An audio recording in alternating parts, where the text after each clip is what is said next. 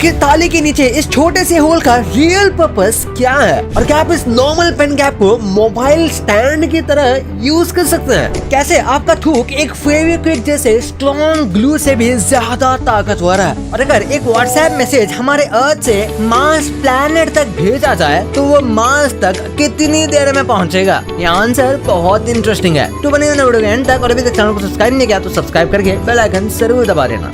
Number 15, अगर कभी आपकी उंगलियों पर सुपर ग्लू लग जाए तो इसे सलाइवा से साफ करने की गलती कभी मत करना, क्योंकि सलाइवा इसे निकालने के बजाय इसे और हार्ड कर सकता है। सुपर ग्लू में साइनोक्लेरेट होता है जो मॉइस्चर के कांटेक्ट में आते ही बहुत जल्दी हार्ड होने लगता है। हमारी स्किन और सलाइवा दोनों में मॉइस्चर होता है, इसलिए ग्लू फिंगर्स, लिप्स या टंग पर ऑलमोस्ट इंस्टेंटली चिपक सकता है। मतलब सुपर ग्लू को हार्ड होने के लिए हवा नहीं बल्कि थोड़ी सी नमी होनी चाहिए। नंबर 14, मॉस्किटो साइज में छोटा होता है लेकिन डेथ के मामले में ये दुनिया के सबसे डेंजरस एनिमल्स में काउंट होता है। ये खुद अपने बाइट से नॉर्मली नहीं मारता बल्कि मलेरिया, डेंगू, येलो फीवर और चिकनगुनिया जैसे डिसीजेस स्प्रेड करता है और इसी वजह से हर साल लाखों लोग मस्कीटो बोर्न डिसीजेस की वजह से मर जाते हैं। मूवीज ने हमें शार्क से डरा दिया लेकिन रियल डेंजर तो अक्सर रात को कान के पास करके घूम रहा होता है। नंबर 13, काउस हमें दिखने में नॉर्मल लगती है लेकिन इनके अंदर एक ऐसा फीचर है जो आजकल मॉडर्न कार्स में 360 डिग्री कैमरा से आता है। आपने नोटिस किया होगा कि काउस की आंखें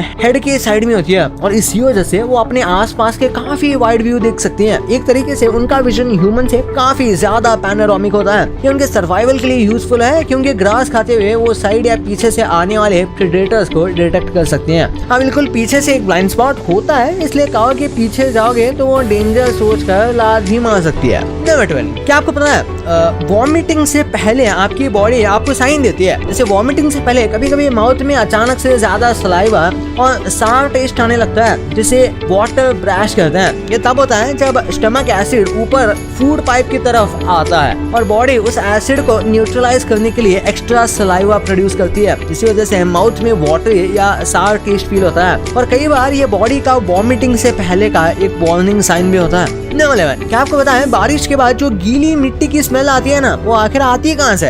देखो, जब बारिश की बूंदें ड्राई सॉइल पर गिरती है तो मिट्टी में मौजूद बैक्टीरिया से बना एक कंपाउंड हवा में रिलीज होता है जिसका नाम ज्यूस्मिन होता है। इसी स्मेल को साइंटिफिकली पेट्रिकॉर कहा जाता है। और इंटरेस्टिंग बात यह है कि हमारी नाक इस स्मेल के लिए इतनी सेंसिटिव है कि बहुत छोटी क्वांटिटी में भी हम इसे डिटेक्ट कर लेते हैं। नंबर 10, रिसर्च में देखा गया है कि हेल्दी और लीन बॉडी वेट मेंटेन करने वाले डॉग्स ओवरवेट डॉग्स के कंपैरिजन में ज्यादा जीते हैं। कुछ ब्रीड्स में ये डिफरेंस 2 साल तक भी गया है। एक्स्ट्रा वेट डॉग के जॉइंट्स, हार्ट्स और बॉडी पर बहुत प्रेशर डालता है। नंबर 9, फ्लामिंगोस को देखकर ऐसा लगता है कि ये पैदा ही पिंक होते होंगे और इनके कर्व्ड बीक्स पैदा होने के टाइम ही ऐसे कर्व होते होंगे, लेकिन ऐसा नहीं। जब फ्लामिंगोस पैदा होता है तो वो ग्रे या व्हाइट कलर के होते हैं और उनकी बीक भी इनिशियली स्ट्रेट होती है। जैसे जैसे वो ग्रो होते हैं उनकी बीक डाउनवर्ड कर्व होने लगती है जिससे वो पानी में फूड फिल्टर कर पाते हैं और पिंक कलर भी बर्थ से नहीं होता बल्कि उनकी डाइट से धीरे धीरे ये आता है।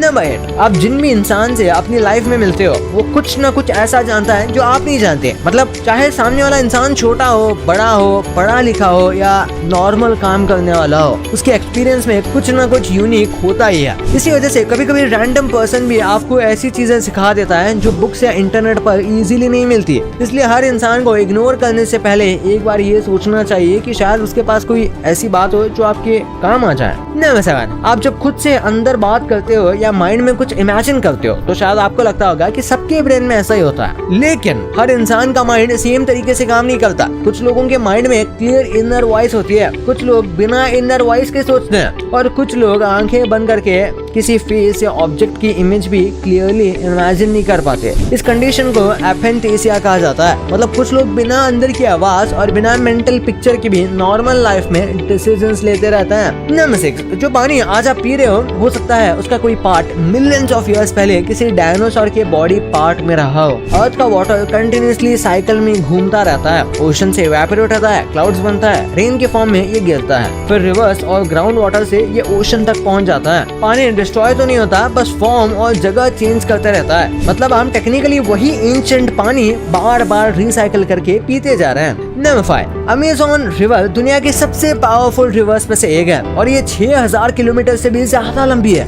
लेकिन इसके मेन चैनल पर एक भी ब्रिज नहीं है। रीजन ये नहीं है कि ब्रिज बनाना इम्पॉसिबल है, बल्कि अमेज़न का बहुत बड़ा पार्ट डेंस रेन फॉरेस्ट और स्पार्सली पॉपुलेटेड एरिया से गुजरता है। वहाँ रोड्स कम है और बोट ज्यादा प्रैक्टिकल है। रेनी सीजन में रिवर इतनी वाइड हो जाती है कि ब्रिज बनाना और भी कॉम्प्लिकेट हो जाता है। नंबर 4, आपने कभी सोचा है कि यहाँ हम किसी को मैसेज करें तो वो कुछ सेकंड्स में दुनिया के किसी भी कोने में मैसेज पहुँच जाएगा, लेकिन अगर वही मैसेज अर्थ से मार्स पर भेजना हो तो गेम चेंज हो जाता है। अगर मार्स पर कोई एस्ट्रोनॉट हो और अर्थ से आप उसे हेलो बोलो तो आंसर इंस्टेंटली नहीं आएगा। रेडियो सिग्नल्स लाइट की स्पीड से ट्रैवल करते हैं, बट अर्थ और मार्स के डिस्टेंस कॉन्स्टेंटली चेंज होती रहती है। कभी मैसेज को कुछ मिनट्स लगते हैं और कभी 20 मिनट से भी ज्यादा, और अगर फिर से वहाँ से भी रिप्लाई आना है तो उतना ही टाइम लगेगा। न बताइए, आज हम मूवीज सेकंड्स में स्ट्रीमिंग पर देख लेते हैं, लेकिन एक टाइम पर डीवीडी भी रेवोल्यूशनरी टेक्नोलॉजी थी। ट्विस्टर ये जो मूवी है ये कमर्शियली डीवीडी पर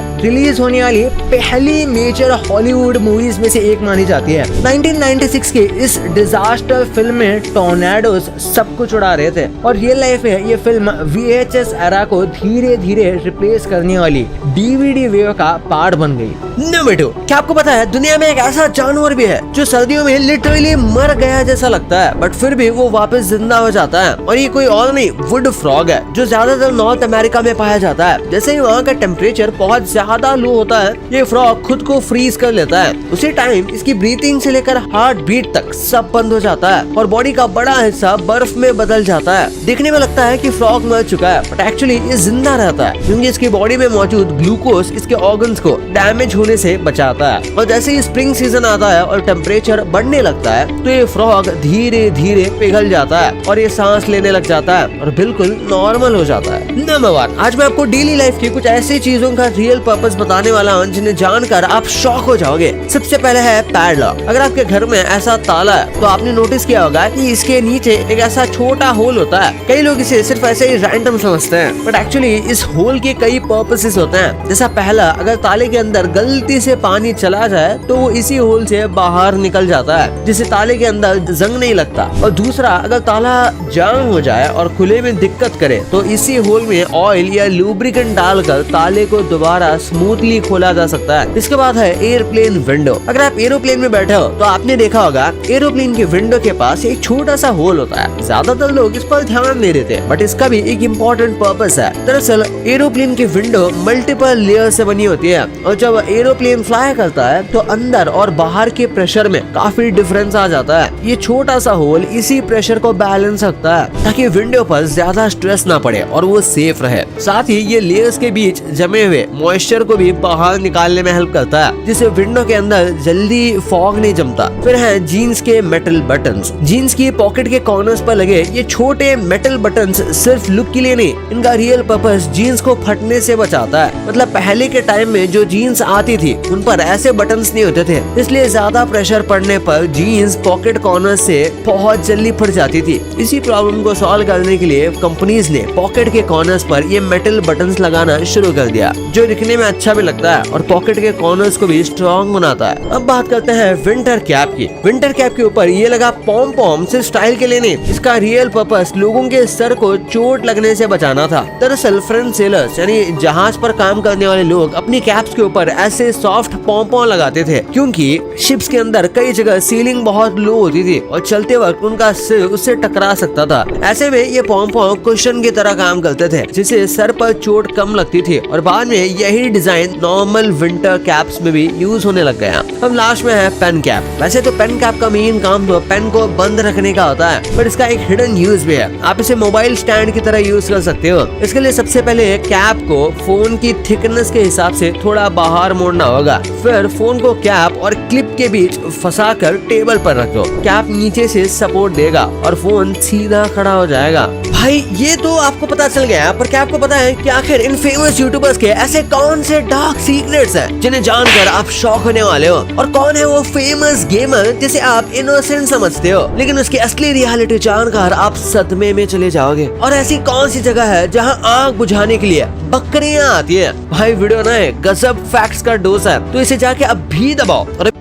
और अगर चैनल को सब्सक्राइब नहीं किया तो सब्सक्राइब कर दें। मिलते हैं एक और इसी तरह की वीडियो में। खुदा हाफिज।